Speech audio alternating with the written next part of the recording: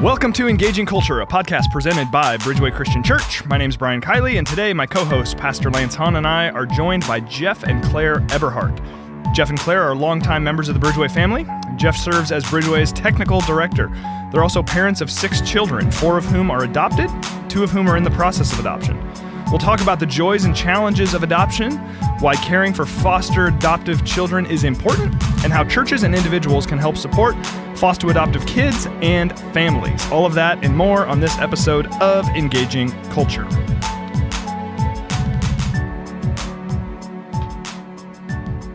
Well, hello. Welcome to Season 1, Episode 19 of the Engaging Culture podcast. Like I said, my name is Brian. Joined by the one and only Pastor Lance Hahn. I am still here. I actually live right here next to the microphone. We have turned you on for the episode. That's right. And you're ready to go. I'm ready to go. Also joined by Jeff and Claire Eberhardt. Thanks for being with us, guys. Absolutely. Yeah, thanks for having us. We're excited about this. Jeff, how does it feel to be in front of the microphone for once yes, in your life? Yes, this is very well. Not for once in my life. I used to do a lot of stage. This is the first time in your life, Jeff. What is this? Just kidding. Yeah. I don't know anything about technology. No. You know how it all works, and now you're in front of it. Yes. So. Do I just unplug this button right here? Or? No, don't touch anything. Don't do that, or everything stops working. Oh, okay. You know that. Yes, I'm. Anyway, being facetious. I am really, really excited about this conversation. Jeff and I were just talking before the episode. Jeff and I know each other really well, but I know almost nothing of their story of adoption. I know they have lots of children. We see them all the time, and Yes. they're awesome. Yes, the story I tell is that my wife likes to collect animals and children, and so that's where we find ourselves. Everyone today. needs to have a hobby. Yes. So I know the children count. What's the animal count? I just am curious now. Well, our chickens got ravaged a little bit recently, so we're down to 2 chickens, but we have chickens and goats. We have 2 of everything right Yeah, now. 2, except for the hamster. Only That's one right. of those. Didn't I purchase a dozen eggs from you one time? Now that I remember it, those were good eggs. Anyway, all right. Not It what is we're here very to talk biblical and Noah-like to have 2 of every kind. Yes. Well done. That's right. All right. So we're here today to talk about foster care, adoption. We're here to hear your story. We want to talk about how the church in general, how individuals can be more supportive of foster adoptive families. We want to talk about kind of what families need to consider if they're thinking about starting that journey. And then I just personally am very excited about hearing a little bit of your story. So Claire, could you maybe get us started here? Talk to us a little bit about the beginning of your journey. What got you and Jeff even thinking about all of this? You know, I was thinking about that as far as how we both started. I'm not sure exactly how you started, although I know we came together. It really started with the fact that we wanted kids, and I didn't want to be pregnant. It sounded awful to me, the whole process, the giving birth part as well. But I wanted kids. I wanted to be a mother, and the adoption was the way to be able to do that. I know that he has adoption in his family, so that he was aware of it that way. I know we talked about it at some point. When it went well that I said I didn't want to give birth, and I started researching and looking up the different types of adoption. Yeah, and we started in that process. We my aunt and uncle have an orphanage and a school in Haiti, and so we thought, okay, well, this would be a natural fit. Why don't we pursue that? And so we started looking into it and looking into different agencies and how does this work? And we started seeing price tags that were beyond what we were making in multiple years of savings. We started seeing maybe some of the processes were a little bit longer than we were hoping to engage in, because we were ready to have kids in a couple of years or less, and kind of got discouraged pretty quickly pursuing that route. Very interested in it for a very long time, at least in my life, that this would be the way that we're going to go. We're going to get some kids from Haiti. We're going to pull them from the orphanage, or we bring them to the States. It's going to be awesome. And then we said, oh, that's not even an option for us. We're 25. You had to be 35. And you had to be 35 and married for X amount of years, and it's got to cost $10,000 or $15,000, whatever it was at the time. And we're like, that's not a great opportunity for us. What else is there? And so Claire started doing her research. Yes. And here we are. What role has your faith played in your desire to adopt? Yeah, I think that we're called to take care of the widows and the orphans. It's multiple times in Scripture that's referenced. For me, I think that we're all adopted into God's family. It's not a far cry of understanding for that for people who have Christian faith. Like we have Him as our Heavenly Father, and we are all brothers and sisters in Christ. And the concept of having a brother or sister who is not being taken care of in this life really kind of pressed on my heart. And I was like, okay, well, we got these kids, and they have a Heavenly Father, but like, who's taking care of them now? Like, and I can step in, I can fill that role. I feel like I'm called as a Christian to step in and do what I can to help. So that's kind of how my faith brought me into the foster adopt relationship. Yeah. Yeah. Claire, anything to add to that? I mean, I'd say it started off selfishly of wanting children. And from there, when getting into understanding foster care and adoption and the need that was there, feeling an obligation after we got into it, that this was a calling and this was something that if we could, expand our family and provide a home for kids in need, then we should. But so it started off with one point, but certainly the desire to continue and feel that it definitely is where I'm supposed to be, and God put me in this place because I could handle it and know how to deal with it. That developed as we continued to adopt. You mentioned that early on you did some research, and then you found out some stuff, and then we kind of just cut right there. What did you find out? If it's not going to be Haiti, what did you find out? And as you found that out, you had to make that first step, which is bringing a child for the first time and completely changing everything about your relationship and your world.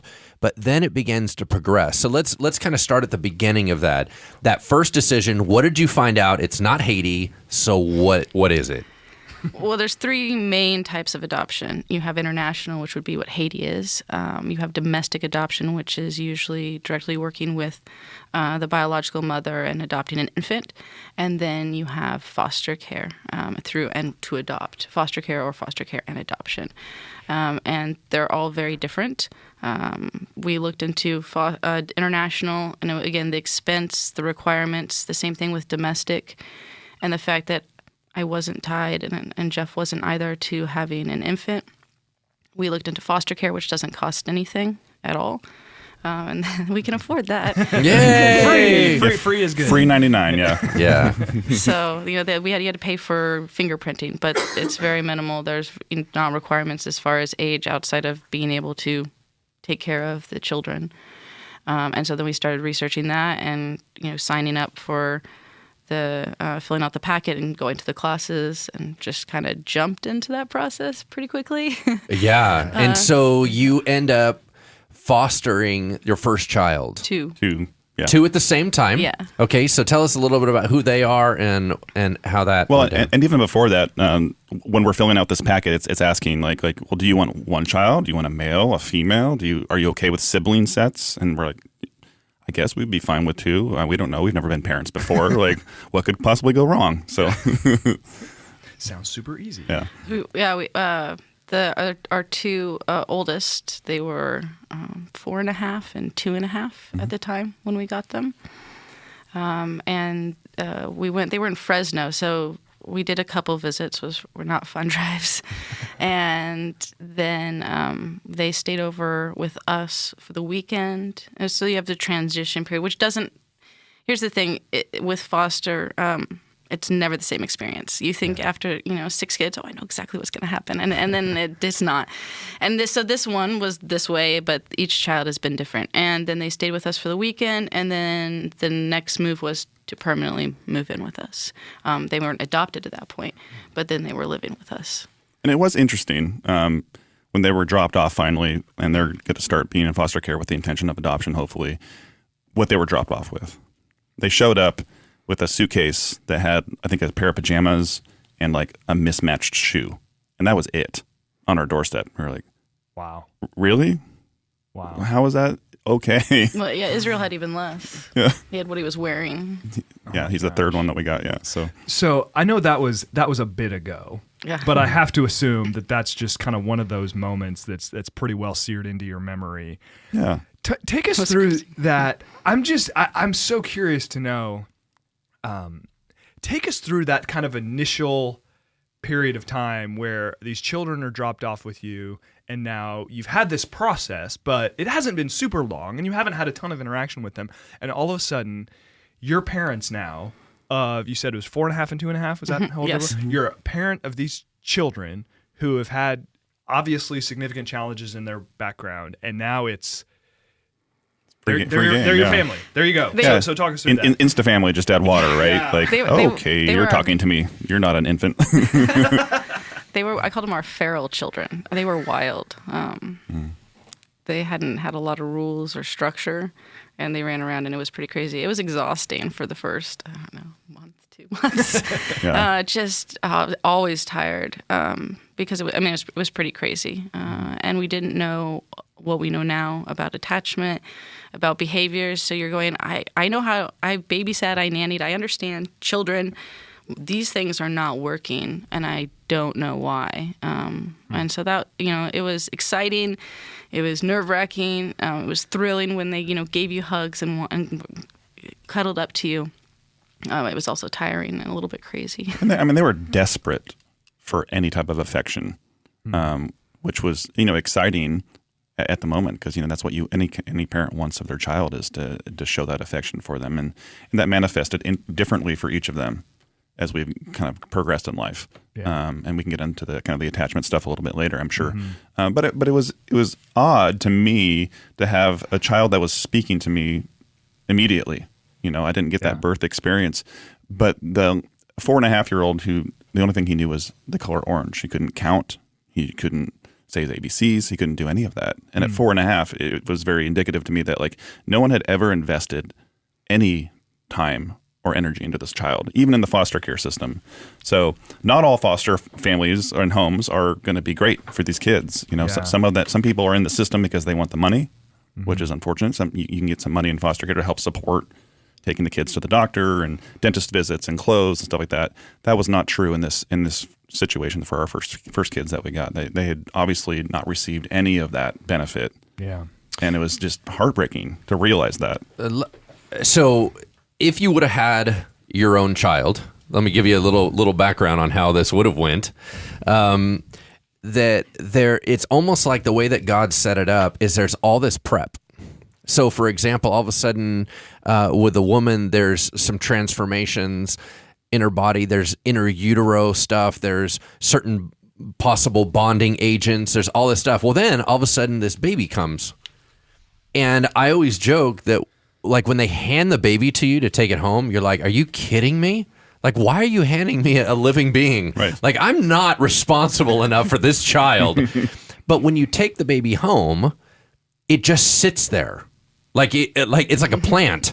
And you're like, is it going to move? Like, is it going to do anything? And then there's this whole time where you get a little bit of breathing space to go, okay, I think I'm a parent now. And you get these little baby steps to kind of learn to be a parent.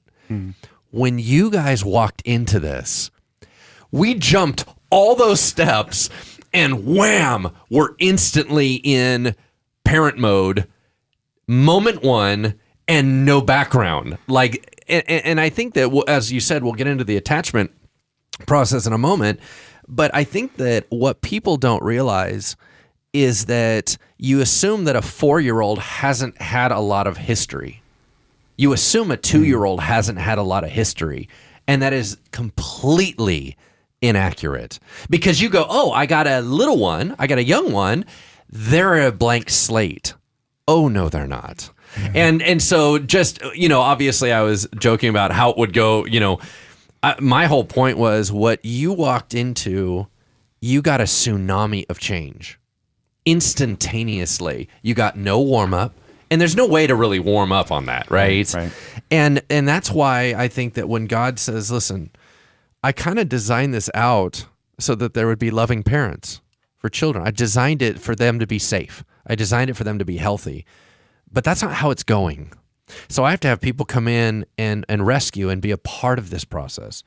But it's not how I wanted it. Yeah. And so the little babies that you get, whether they're 4 or 8, they're in process already. You came right in the middle of some movie. Yeah, the on-ramp was way too short. Way too short. Right, and we came right on a semi, right immediately. Like, whoa. You did. Here we go. And that's why I just have so much awe and respect for this process. It's just so amazing that you two went into this, and then it's not like you went, oh, I almost got hit by a semi. I never want to do that again. Because you did it again. We're suckers for punishment, right? So that's, I mean, we've talked about, okay, so your two little ones show up at age 4.5 and 2.5, and I'm sitting here, my youngest son is 4.5. I'm just completely hung up on how you said how he knew orange and very little. It's just, I mean, 4.5 years, so much goes, I mean, anyway. I'm just sort of like, my mind is just blown. And not every foster home is there to cheat the systems or cheat the kids, of course. Right? And that was not why I said that statement, but it was very immediately available to us, like that. Like there's something is off here. In this case, yes, things have gone wrong. So okay, so you have these two. Tell us about the rest of your kids and kind of the process of them becoming a part of your family. Okay. The next with Israel, he was just turned 2, I think 2 days before we got him. And we had we had the boys, older 2 boys for a while, and then finally I contacted our social worker because we stayed, a lot of people after they adopt, they don't stay licensed, but I knew that we wanted to adopt again at some point. I'm going to stay licensed. So we stayed licensed, so it's easier. And I just called our social worker. It had been a couple years with, okay, we're ready to adopt again. Because I know it takes some time as well. And it did. It took a while. A year or more before I really heard anything at all. And then they call one day. And we did have girls that we fostered before that did not go through. So we did do that for a little bit. And then, but one day they called with Israel and said, hey, are you interested? He's 2. Here's a little bit of the background. Sure. Great. Can you come pick him up in 2 hours? Oh my God. So we were out like on a family trip somewhere and we're like, what? Yeah. Like right now? So it's literally, you're just living your life normal. Yeah. Like we're on a list. Can you have it? I mean, you know that it's possible. Well, but that's nevertheless. not usually how it goes unless you're emergency foster, but they needed a placement for him because he had gone into emergency foster care a day before and she was getting someone else coming in and they needed a home. And they'd rather not move him multiple homes. So they knew, they were aware of us, so they asked, but they needed us to pick him up. Then, so yeah, it was a very different experience from the older boys, which they visited us and processed. We visit them. Yeah. So we picked him up that night, and he only had what he was wearing on him, and we had to go to Walmart late that evening and buy a crib, a bed, and diapers. What you're gonna wear tomorrow, maybe. Wow. So that's wild. Yeah. Okay, so that's Israel. Mm-hmm. So we're halfway home here. Right. Take us through. And he's 7 now. He's 7. So it's been what, 5 years? You said you got him when he was 2. Yeah. Okay. Wow. Yeah. And then the next was Ryan. Mm-hmm. That was crazy. Yeah, that was not, and it wasn't. That one was interesting as far as same kind of thing. Once we were ready again, I told our social worker, you go in. They actually have basically it's kind of books of kids that are available. It doesn't say too much about them, and you can put in your name if you're interested. And I had put in our name for him, but I don't remember because it's months later, right? So they're like, were you interested in this kid? And you're like, sure, I guess. Did I put down my name? And they actually had, I guess, a couple other people who were interested. So his social worker sent me an email asking a bunch of questions, and I answered them. And I got a call while I was in Kentucky doing work for the week, saying that we'd been selected and that we'd been matched with him. Okay, great. And he was up in Wairika, and they said, well, we'll do maybe a visit before, because he was young, 18 months, so the youngest out of all of them. We like to do one visit and then see about transitioning. So I was like, great. When I get back from work, we'll figure that out. I get a call the next day or the day after that says, he's been life flighted to the UC Davis Children's Hospital in Sacramento. Can you get there? Well, I'm like, not really. I'm in Kentucky. So I called Jeff, let him know what was going on. And he had a very interesting experience with that as well. Yeah, I mean, here I am, a single dad for, a week and a half, 2 weeks. Claire's out of town, and they're like, we need you to come to the hospital because we have this kid for you. And fortunately, I think your mom was in town helping out for a little bit or whatever. I was like, can you stay a little bit longer? And basically, I drove to the hospital like a couple hours later. He had an infection all in his leg. That's why he'd been life flighted. not doing well physically. I walked into the room. He had bite marks all over him, and they From other kids that were in the foster home that he was coming from, and all the nurses are like, "Well, who are you?" They assumed that like I'm the bio dad, and like I was immediately like quarantined off, and like because they thought that maybe there was some abuse happening. Yeah. Wow. And I was like, I've never met this child. Right. I'm a good Not guy. me. Sorry. I got a phone call, and they said show up, and here I am, and like, oh, you're not the bio dad. No. Yeah, and so then immediately. Ryan's not doing well. There's like 9 nurses and doctors like running around the bed, and I'm standing in the room going like, "What is going on?" Like they're sticking him with needles and pulling blood, and it was just insane. And I'm like, this poor 18-month-old child is just not having it. And what did I just sign up for? You know? Oh my gosh! Wow. But we got through that process, and the first thing he wanted once he saw me was just a hug, Oh. and just immediately latched onto me. And so with all of his, bags Cords and everything, that like I could walk around the hospital, and he was just he was like a little teddy bear. It was amazing, and the immediate attachment. I was like, this is incredible. Really cool situation that I could actually be available for this, because he's waking up out of crazy doctors everywhere and stuff sticking in his body, and he hurts, and there's somebody here who wants to just hold him, Just be with him. Wow. In the home that he was in, like, God bless the foster mom that was there, but she had 4 little ones under the age of 2 that she was, as a single parent, trying to take care of. Like, he wasn't getting that attention despite her best efforts, probably. But he was in a previous foster home, which is why he had better attachment that was good when he was even younger, because he was removed at like 4 months. So he was removed very young. Wow. And so he actually had a good experience that had some healthy attachment before he was transferred to a different home that ended up not being as good, which is then why you had this desire for attachment that if a kid had never had any of that, probably would not have reacted the way that Ryan did. Yeah. And as much as the hospital sucked, I went there as soon as I was back, and he was still in there for several days. That being available to him during that time is actually a really good attachment way to option to be able to, not option I guess, but a way to be able to attach, because there's that pain and that hurt, and you're that adult there that's providing the comfort and showing and that you can protect them as much as you can, and be there for them. And that kind of jumpstarts attachment in some ways. But yeah, I've never had a kid hold on for a hug as tight as he did. So how long was he in the hospital for when you first got him? About a week or so. A week. Yeah. Okay.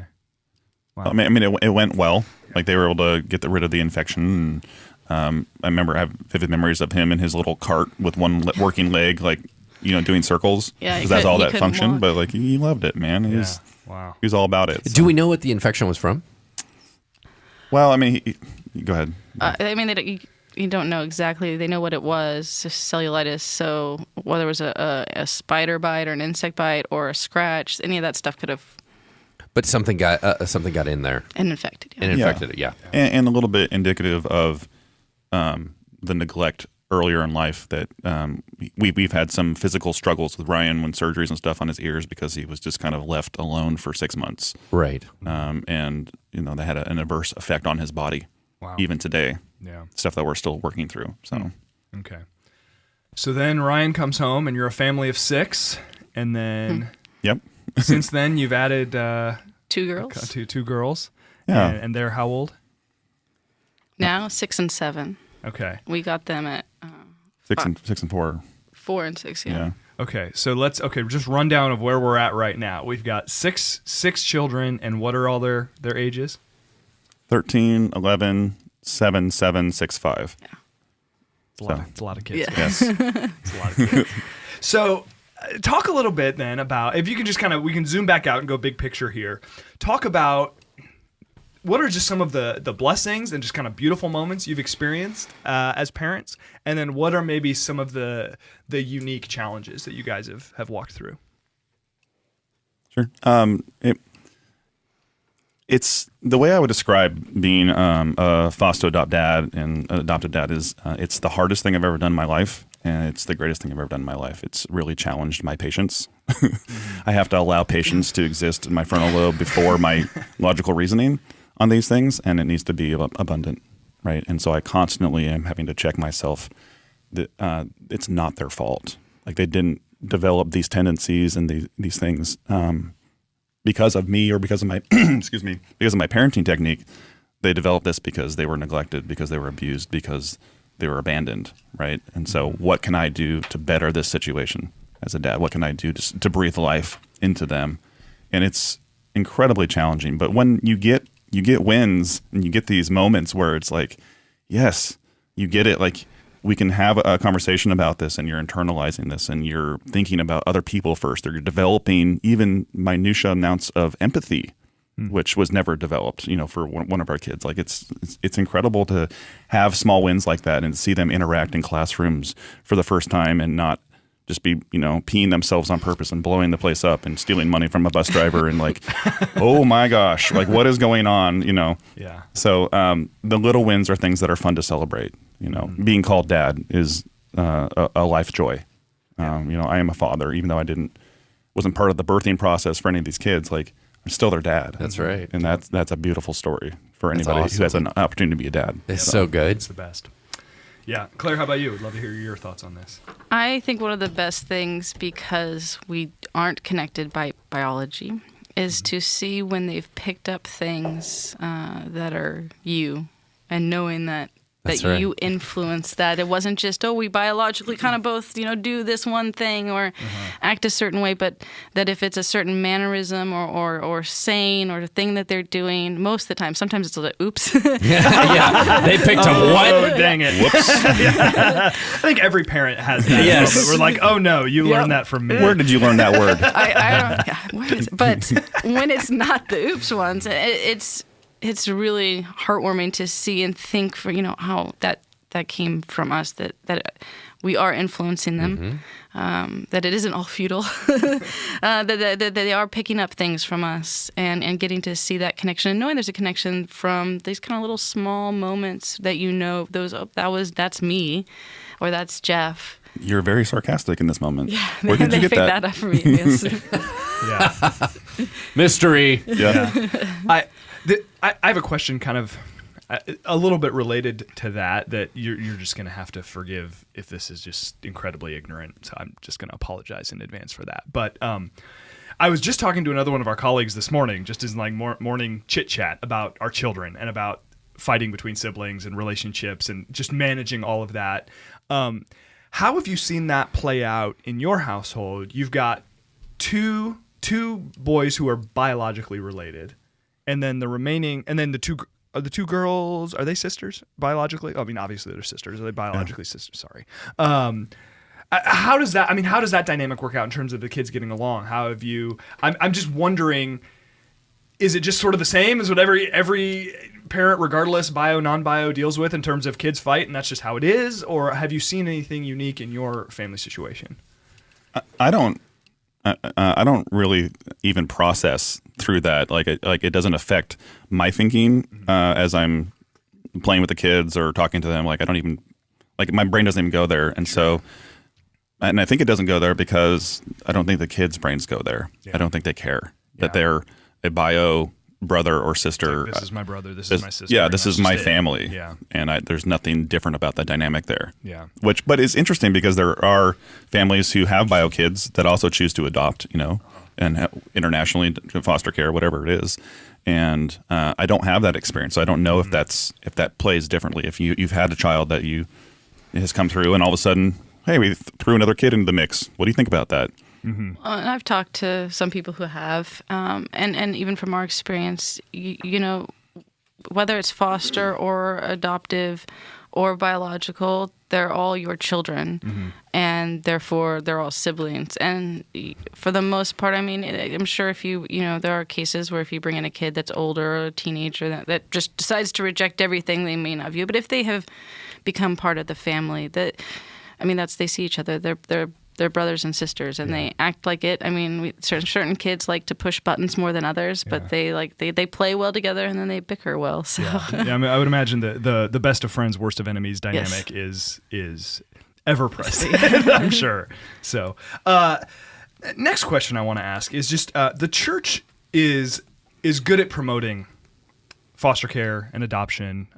Those of us who have been in church world for a while, you hear it talked about, you hear it advocated for, and that's beautiful, both from pulpits, from various kind of celebrities in the Christian world are obviously very prominent in adoption. And there's certainly, it seems to me, a fair amount of awareness, at least from my perspective. But oftentimes, something, Claire, you were mentioning in preparation for the episode, is that the church isn't as good at understanding some of the difficulties of foster and adoption. How can the church do better at talking about foster care and adoption? And then how can the church better support families who have entered into that process? I think that the church does a pretty good job of promoting the idea and the importance of supporting that idea of adopting or fostering, or how we want to support, but that it is hard to understand unless you really know someone well that's gone through the process and adopted a kid, especially a kid that might have an attachment issue aspects, or be one of those people who's gone through it.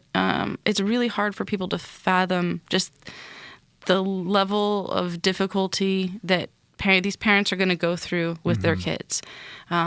It's not the same as parenting a kid who has been healthily attached and raised in a loving family from birth. You end up with a lot of behavioral issues and a lot of judgment from other people. And so longer term support, I think, and it's hard, and I know that's hard because trying to keep connected with those people and finding ways that you can help out, but really it's that longer term support of not just you adopted, and we a couple of the times, and it's been inconsistent too. Some of the times when the adoption was finalized, or when we had a kid placed, we got some support with food, which is great. It's always great to get meals because it is this chaotic thing when you have a new kid placed with you, and it is, it kind of is like giving birth and being tired and exhausted and needing that support. So with some of them, we had the people from the church brought over meals, and that was fantastic, and bring us some clothes for the kids. Target gift cards. Yeah, and then Pulling others stuff out of the sky. Yeah. Yes, and other times, nothing. It kind of just depended. But then, as far as long-term support, it's like, okay, now you've adopted, it's all good, yay. Yeah. And there's, I think, an assumption that then you're fine. And the reality is, it's still a lot of hard work.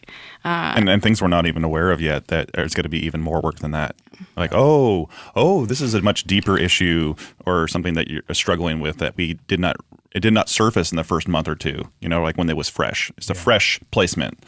And now we're like, okay, now you're peeling the onion back, so to speak, and there's some deep stuff here that's going to take a lot. Their life. Well, trying to, I don't have any adopted children. I have two bio kids, and one thing that I think is important even for adoptive parents to remember is that parenting is hard, period. And so I think sometimes it's like, man, I invited all this on myself. Well, hold on. I think just parenting, period, is difficult, whether they're adoptive or not. And you can do a lot of things right, and it's still hard. Parenting is hard. And it's good, but it's difficult. And so in one sense, I think that there should be a normalization of saying, you know what, all these parents around the church are struggling, and we're kind of like, hey, are we the only ones struggling out here? Nope. All the parents are struggling. Yep. Now, here's the difference, is that your babies that you get came with trauma. There's elements of trauma. Now, that makes a game changer. Then all of a sudden, and the part that I wanted to ask you real quick was that when you bring into an environment, so you two were safe and healthy. I mean, other than Jeff, right? So I'm sorry. I was safe and healthy. Yes. Okay, thank you very much. Okay, so you guys are safe and healthy, and you bring in trauma into a safe and healthy mix. What that does is that little one then has to spin, but there's mostly safeguards. The second child that's brought in is trauma upon trauma, meaning that they're not safe for each other. because this one's still trying to catch up. This one's brand new to it. Then you add another one in, and the trauma begins to ricochet off each other, and you're corralling and trying to put more health into the mix than any trauma into the mix.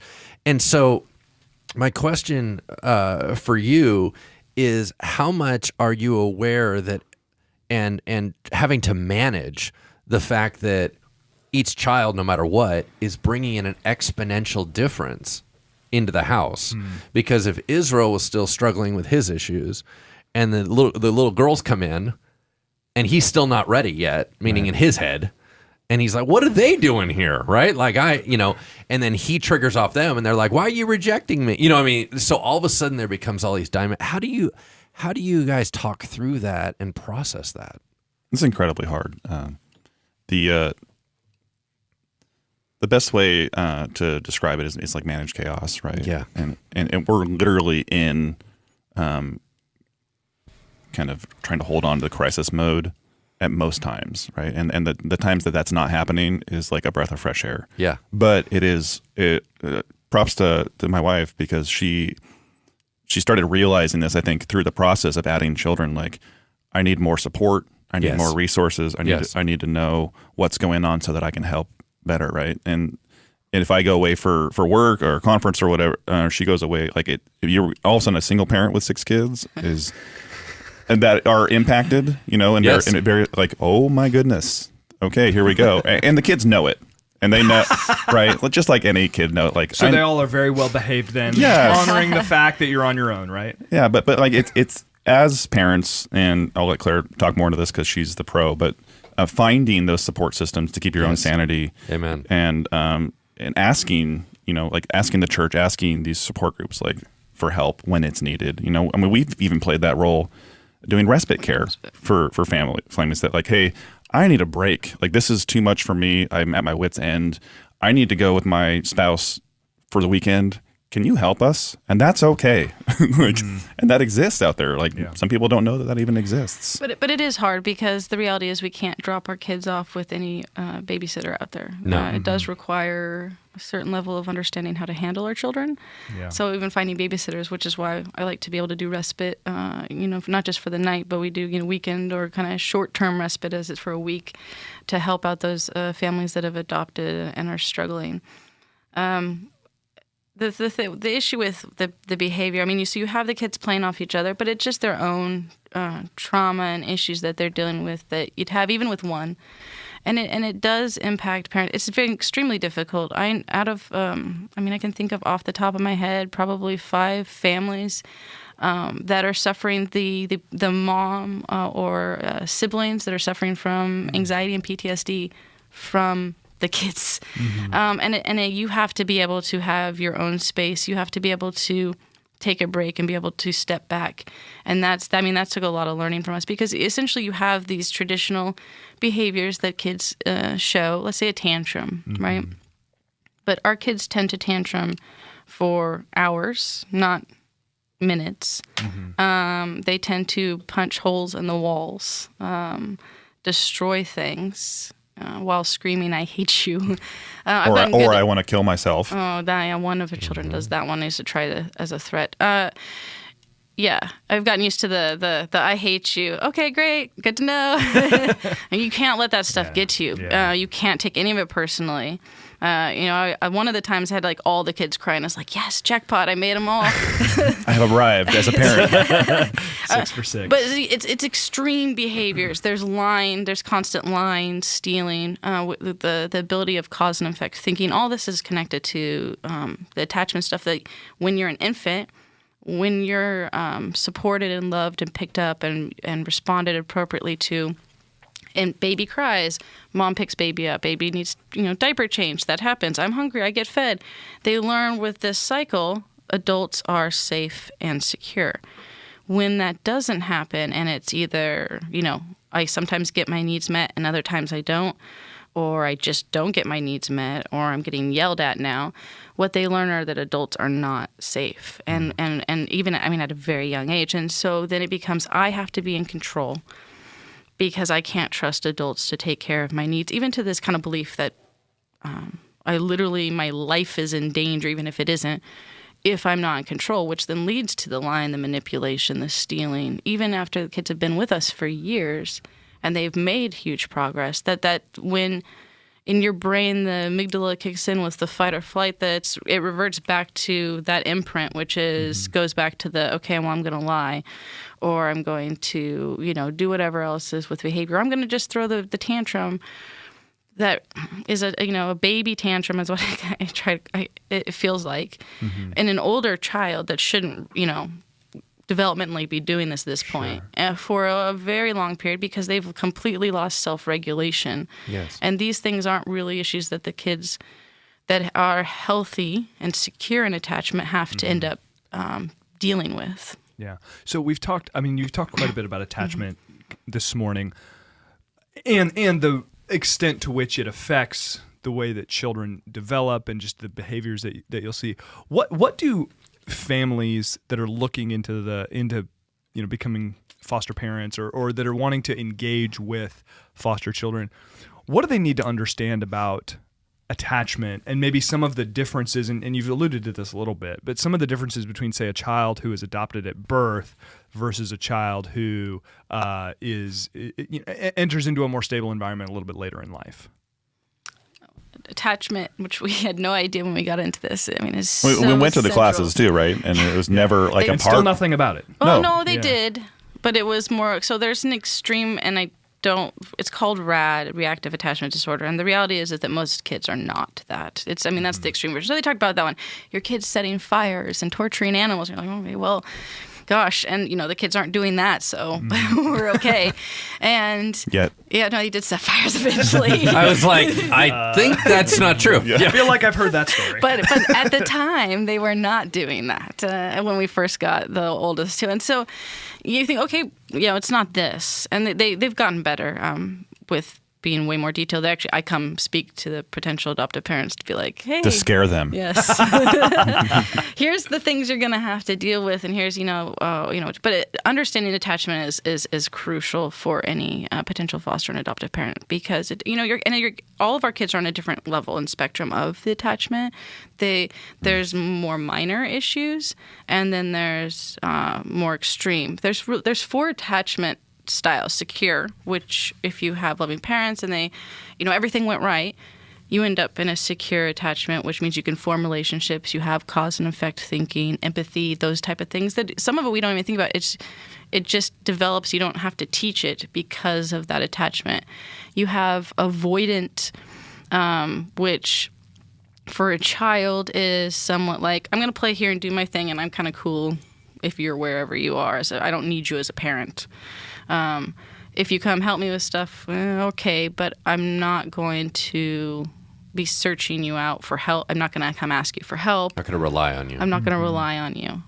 Ambivalent is, I call it kind of the pull-push. I love you, I hate you, I love you, I hate you. Then that usually is because they got inconsistent treatment, where they were given love and care, and then that followed by their abuse or yelling or neglect. And so it's a conflict of, I need you, but I guess the best example of this is one of our kids is definitely this, and I would be holding him, and he would be holding really tight while hitting me. Or biting me. you. I have bite marks, scars from that still, yeah. And so that's that push-pull. I need you, but I don't want you. And then the disorganized is the worst of them, which is really just the more severe. And it doesn't have to be just abuse, neglect. It can't even be, like I said, with stuff that's serious in utero beforehand, whether that's drugs or trauma or just being, preemie babies that aren't getting that connection and attachment. It can impact that. And disorganized, you don't have cause and effect. You're basically the opposite of secure. You don't have. It's like random. Yes, it is. It's very random. It doesn't make a lot of logical sense in their actions and behaviors. They don't know how to interact with peers properly. So just engaging in the world is difficult because you never learn those normal things of just even learning social cues. And from your face, I can tell that you're happy or that you're sad, or even more nuanced, because usually kids, when they have issues, will say, they can tell you, oh, you're mad, sad or happy, and that's all they can tell. And sometimes it's, and mad. So anything, if I'm disappointed, I'm not disappointed. What they see is just mom's mad. If I'm frustrated at something, even not them, mom's mad. There is no nuanced, and that makes it really hard because then it's, mom's mad, back off, and it has nothing to do with it because they can't. It's really hard to read those cues because they weren't getting them when they were an infant. So you have these four. And it dictates your behavior, your peer relationships, cause and effect thinking, sensory stuff, whether you're aware of your body. That's a big one that all of our kids have. And it's interesting to watch. Claire's part of a kind of a homeschool group and the different therapies they use to help these kids make those synapses or try to develop things when they don't exist, like touching different parts of your body with different fingers and elbows. And like they're trying to recreate something that should have happened from remapping the brain. Yeah. Wow, that's interesting. And it's fantastic to watch any type of development like all of a sudden trigger something that helps them process something more slowly rather than just randomly firing off whatever they're thinking at that moment. And it's like, this is working. And I mean, it's not necessarily prolific as far as medical field, like this is what's going to work, but like people are trying these things and they're trying to remap the brain and give these kids an ability to interact with their environments healthily, to interact with society once they leave the home, maybe even like almost normal. And those are it's interesting to like process through. Like my goal for you, Johnny, isn't necessarily that you're going to be some wonderful contribution to society. My goal for you is that you won't end up in jail. You can function in society. You can function and actually contribute something, but like it's gonna be a tough life. But like if we can somehow help develop those like sensory things and ability to cause and affect think, even at a slight level, your options are much greater. Absolutely. Right. Just to bring it in kind of layman's terms. Some of the statistics say that we develop our attachment and a lot of our developmental processes for our life within the first 2 years, right? So and they said some stats say 75% is all done within 2 years. And what it means is that God front loads human beings, right? So you get a whole bunch of stuff up front to be able to process for the rest of your life. And I think that many of us are unaware of unintentional development. So we always think of it in terms of, when the kids get older, I'm going to teach them something. And you go, whoa. They're soaking and absorbing from Euro. Like inside, they're absorbing things. And to realize it's more caught than taught, right? I mean, they're feeling. So I remember something that really impacted me was that early on in the church, we did some missions work out in a place, and they went to an orphanage, and the orphanage was silent. Yeah. And it was, there's no point in crying. The babies don't cry because crying does not do anything. Wow. And it was like the saddest thing I had ever heard because we all look and we go, oh, no, they're crying. Well, hold on. Crying is a good thing. It's how they're communicating, yeah. It's how they're communicating, and they're saying, there is a point in crying that someone may rescue me. When that has been completely crushed, and they were babies, so it's not like they learned that from trauma in their teens. Oh, no, they absorbed it. Right. And just for letting everybody know how much that they just pick up stuff. They just pick up stuff. I feel that's unless you know the research, I think that's just really hard to fully appreciate the impact of those early years. And just hearing you guys share about attachment, it just makes me. I feel like anybody who works with kids in any setting, school, church, bio parent, whatever, like to understand. Attachment is critical to understanding the needs of a child. It would be nice. I mean, I'm preaching to the choir here. I know that, but because you certainly deal with it in the classroom in the schools, trying to convince teachers, look, there is an issue, or here's the deal with my kid. I'm trying to, these are things that are going to work. These are things that are not. And you get teachers that listen to you and respond and work with you, and it's great.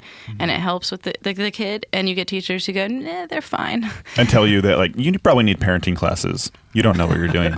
That's happened. That's really encouraging. The judgment from outsiders Yes, is brutal. Brutal. I think if for nothing else, support groups are just for that. Yes. Where you have someone else that looks at you and goes, I know, right? I'm being judged by people who have no idea what I'm going That's through. why we go, so we can look at other people's kids and go like, I'm glad my child's not that messed up. Amen. It always makes, at least my kid's not that bad. If you're judging people at support group. Yes. It makes me a better person. Okay? The thing is, that is the public in general and not understanding is a big thing. And I think moms get the brunt of it. I think I've gotten a lot of questions or comments that you've never gotten. No. And I think the worst one was, I don't know, maybe it wasn't the worst, but one of the ones that I really remember, I had three. I had Isaiah, Johnny, and Israel. And then I had almost a teenager with me from the homeschool thing we were doing. She kind of came and hung out with us at various times. And we went to Michael's, and we're going around, and Israel, who was 2 at the time, was throwing a 2-year-old tantrum. I mean, yes, it was a little more loud and extreme than the average 2-year-old, but it was it happens. Yes, and it was all because I said no, he couldn't have something. So it felt like a How very dare you, by the way. It felt like a very typical situation to me, actually, compared to some of the others. I think Brian had one yesterday here in the office. I did, yeah. I asked Lance for a snack, and he said no, and just throwing stuff, and it wasn't great. But, so he's in the cart, and we're walking around, and this lady starts following us. And I didn't notice at first because my focus, when the kids start acting up, I put on blinders to try to avoid, paying attention to what other people are doing, because you can't. It's really hard if you pay attention. Anyway, but the older girl said, "Hey, there's someone following us." I'm like, "What?" And this lady comes up and starts talking to Israel, who's 2 and throwing a tantrum, asking him if he's okay. And the first time I was like, "Oh yeah, I try to, he's 2 and it's a tantrum," and I said no. The typical thing of expecting that, and she kept hanging on. He hadn't wanted nothing to do with her. I don't know what she thought. She then tried to talk to him again, and we kind of kept going. And then I guess she ended up behind us in line and asked the lady behind her, "Where's the mother?" And the other lady was, I think that's her. But just this assumption, apparently, I don't know what she thought. I was either the worst babysitter ever or kidnapping the child, but everyone else that was with me was not, things like that where you get, and it's not, those were just looks and, following me, it was very weird. But you get comments and things that are hard to deal with, not just judging you. Because certainly they say, if you just love them more, this wouldn't be an issue. And that's definitely not, I wish that would work, because that would be fantastic. You're mean. I've gotten called, I know, and some of it's probably my personality, but I get called aggressive because you're defending your kids and trying to set up this. I know you want to do this, but this doesn't work with them. Please don't. Your child is such a sweetheart. Okay. So those ones, things not to say to adoptive parents. So let's jump into that. Yes. What are some things we were going to get to it anyway. Let's do it. What are, I think obviously it's interesting. I think that, we could talk for an hour about just the issues of judgment that parents face. That's certainly a live issue. I feel it as a parent. I think most parents feel it. Yeah. Of just sort of this judgment from meddling either other parents or other members of society, and whatever the case may be. It's just bizarre. And obviously our parenting techniques have impacted this child poorly, and they're now not as good of a child as they could be if you guys had done better as parents. And if your kid pretends to throw himself to the ground, pretending you pushed him in public. Right, so they can get attention somehow for it. Some extra challenges. Mm-hmm. So what are some... so many of us say stupid things in situations where we're trying to help, and it's nope, that doesn't help. It makes things worse. What are some things not to say to foster parents, adoptive parents? Either things that you've heard or just things that you would say, hey, this seems like a good idea and it's really not. Are these your real kids? Mm-hmm. Well, they're real. They exist. Yeah, here they are. And they're mine. But it's that one, or are they your own? Yeah. And I hate that question. Is that his real brother? Or are they siblings? So all those go together. Well, you know what I mean, right? Yeah. Like they all go together, and because what they're wanting to know are, one, are any of them biologically yours? When they're saying, are they your own? And it somehow lessens that the other kids that are adopted are not my own, or less than, because they aren't biologically related to us. And then asking, are they siblings? And you say yes, and that's why I say, yeah, they're my kids. Well, no, but I meant, and they continue on. And some people get the clue. Other people, they keep pushing. there's this inherent need. But are any of them siblings? And you're like, yeah, they're all siblings. What they're wanting is, are there any of them biologically related? And again, the issue is, why does it matter? I need to categorize your family so I know how you relate to the world. Somehow that's important. They're all. I mean, there's reasons to talk about it as far as looking at connections But when you have random people come up to you, or even sometimes people you kind of know, and they're asking in front of the kids, and it's suggesting that, well, if there's those that have the biological bond, they're inherently more real siblings than those that are not. And so that is definitely how, and it's not just me, that foster and adoptive parents are going to take those questions every single time you ask them. And I get defensive with the own one because they are my own. Whether or not I gave birth to them. Yeah, the father must be so dark. Like, oh my gosh, how is that ever an appropriate question? Regardless of anything. That is, he probably is. I mean, the bio dad probably is, yes, but that's not an appropriate. That one was crazy. And I don't get this one as much anymore. When we just had the older two boys, because they don't look like us, it was, where are they from? And here, or Fresno. But no, okay, but you know what I mean. But where are they from? And you're like, yeah, didn't your brother, he had a picture of our kids on his fridge, and like his friends came over to visit him up in Seattle, and are these the kids that you're sponsoring? No, those are my nephews. So just assumptions. If you have families that don't look alike, you're going to get that. Now that we have 6 kids, I get that question almost never, because the question is, and I understand where this one's coming from, are they all yours? I was going to say, you'll get asked that a lot, no matter what. And that one is, I understand completely, because they're trying to figure out, do you really have 6 kids? Yes, they're all mine. And so then you don't get, we don't get the other question. I don't anymore, but it definitely did when it was just the boys. That, where are they from? And I get what they're trying to figure out. They're assuming they're internationally adopted. We'll speak to people coming up to them and speak to them in Spanish or something, and they're like, I don't know what you're saying. Like, yeah, I'm from California. Yeah. Down the street. Yeah, right. Another one that really is frustrating is having, when you're trying to explain to someone, here's the issues with my kid, and here's the struggles that we go through. And they, and I know they're trying to be reassuring, but it's, that's normal. That's normal behavior. And it's very frustrating, because one, it suggests that your experience is not valid with how difficult it is. So that's normal kid behavior. And second, it's frustrating because it's not. But yes, a lot of this is rooted in typical kid behavior, but then let's amplify it by 10. Yeah. Just turn it up a couple notches, or 10. Yeah, and that's what we're dealing with. Yeah, and so then it feels like they're not taking you seriously when you're trying to explain these are the issues that we're having to deal with, and it's a struggle. I mean, and it's so much a struggle that you have people that end up with anxiety and PTSD from this, which isn't really normal with a healthily attached child, or just stuff that is obviously not normal. Your kid is terrorizing the school and destroying stuff, but that's normal behavior, and you're like, I'm pretty sure it's not. Yeah, you're How are you defining normal? Stealing money from the bus driver and cutting up the bus seats and lighting your. Well, I'm a guard at the prison, and this is normal. Yeah, I see this every day. And then you mentioned one with, and then this may be more us, but. I've talked to some other parents that they struggle with this. We deal with a lot of crappy behavior at home, and a lot of times the kids will behave pretty well for people initially, if you don't have them long term, and that's great. And I don't have a problem with people saying, like, oh, your kids are so well behaved, or they did well. Great, I get excited. But when especially if you're trying to explain stuff about your kids to someone, and then they say, well, your kids are just so wonderful, fantastic, awesome, amazing, joyful. There's too many adjectives in there, which tells me one thing. They have manipulated and conned that person.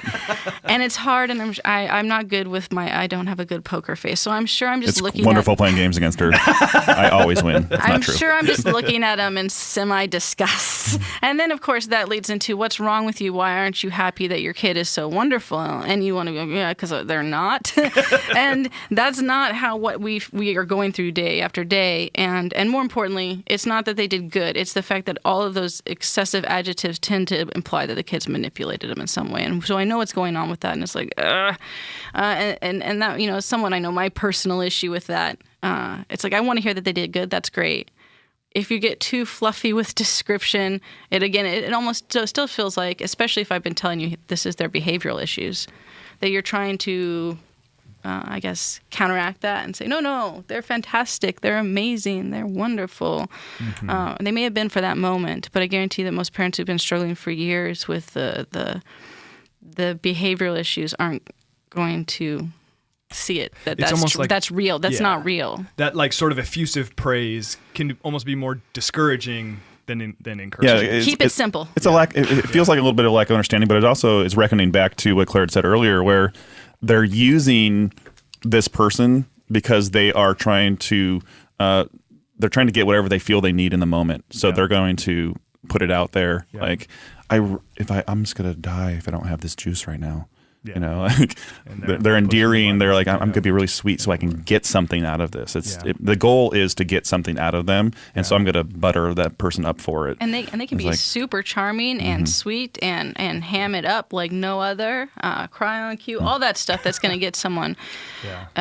And that but it's all, even like giving affection is there's the true affection where I'm just giving you affection to give you affection, and then there's I'm going to give you affection because I know that I can get something out of this. And even that, when you're telling someone, please don't hug my kid, and they look at you like you're crazy. And well, we're working on them learning who's the parent and appropriate response for appropriate attachment, as well as not using the hugs for manipulation. I always told my mom, if you're initiating, don't worry about it. But if they come up, and this isn't now with most of the kids, but when there was various times where they had these things, if they're coming up and, oh, hello, I love you. It's a tone of voice I hear, but I know most people don't notice it. But it's a tone of voice, and if they're coming up, then you have to just be like, nope.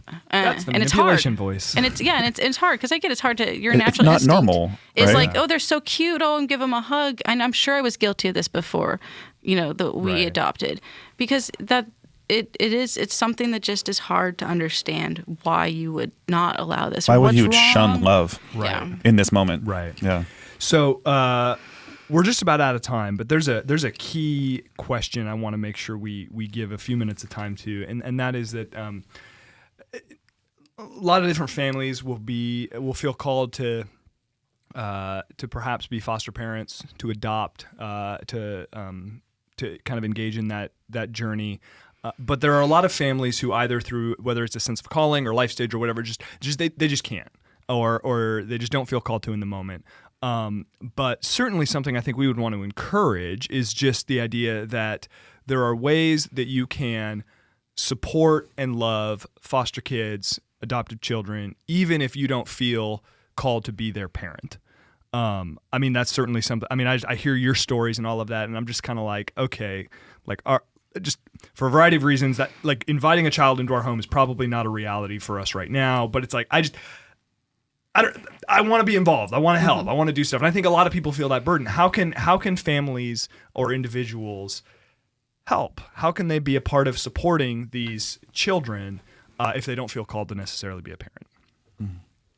I think things like even engaging with this podcast and getting a better understanding of what the struggles that we're going through are, educating yourself. It's not all rainbows and sunshine. Once you bring that kid into your home, and even if you're not, but your friend is or your colleague is, understand what they're going through and maybe why they're on edge at times, maybe why they feel a little thin, because it's insane sometimes at home, right? And they are doing their best to be normal. I want to come to work and I want to engage with you guys and I want to do my best to put my best foot forward and love on this community. And sometimes my best foot forward is a D grade because at home, I am trying to keep these kids healthy and moving in the right direction and just having an awareness that maybe that's what's going on, without me having to just spell it out. Like, that's awesome. Yeah.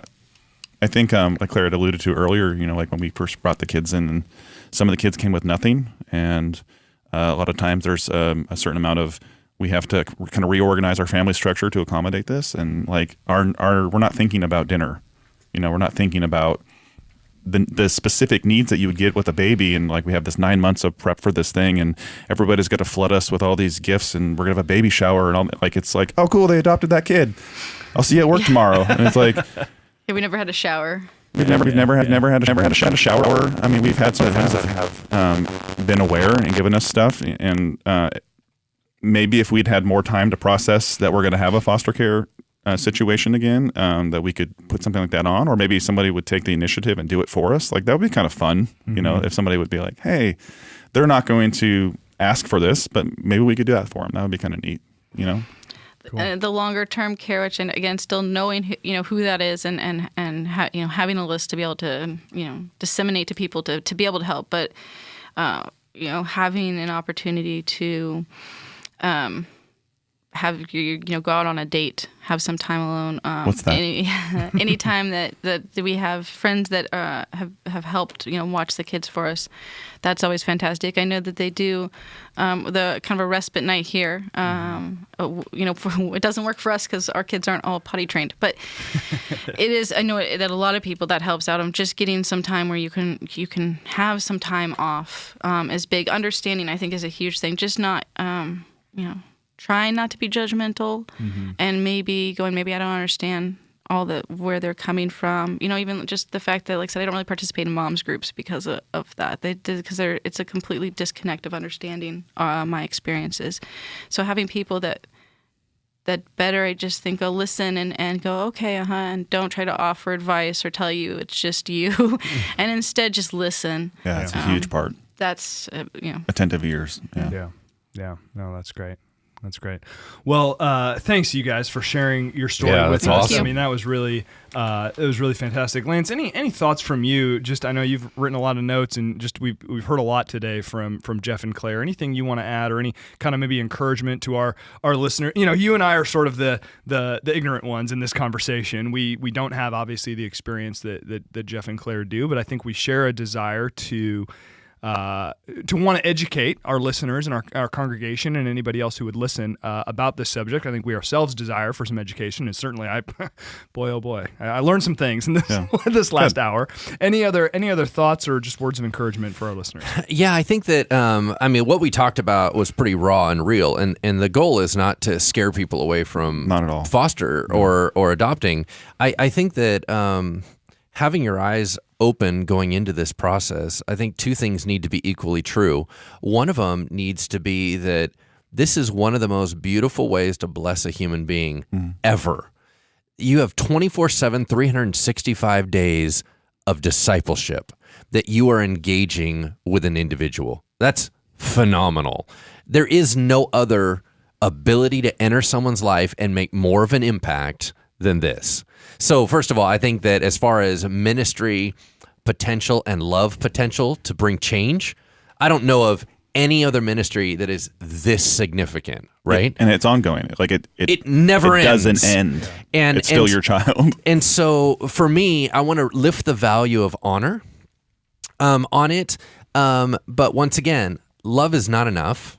There needs to be wisdom and training. Yeah. Because if Jesus, he asked us to do ministry, and you got to do it right.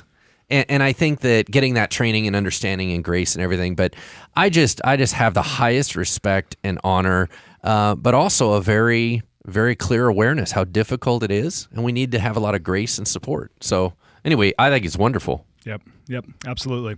All right. Well, thanks again, you guys, for being a part of the show. Really loved hearing your story. Thanks to all of you for listening. Hope that hearing from Jeff and Claire was informative and educational and inspirational for you. Thank you again for being a part of the podcast, for joining us. If you are liking what you're hearing, we would sure love it if you would go on iTunes, leave us a review if you liked it, and then join us in 2 weeks for the next episode of Engaging Culture. Bye-bye. Thank you for listening to Engaging Culture, a podcast by Bridgeway Christian Church. If you enjoyed this show, please consider subscribing and leaving a review on iTunes. Thank you so much for listening. Music is used under the Creative Commons license and is provided by Dexter Britton.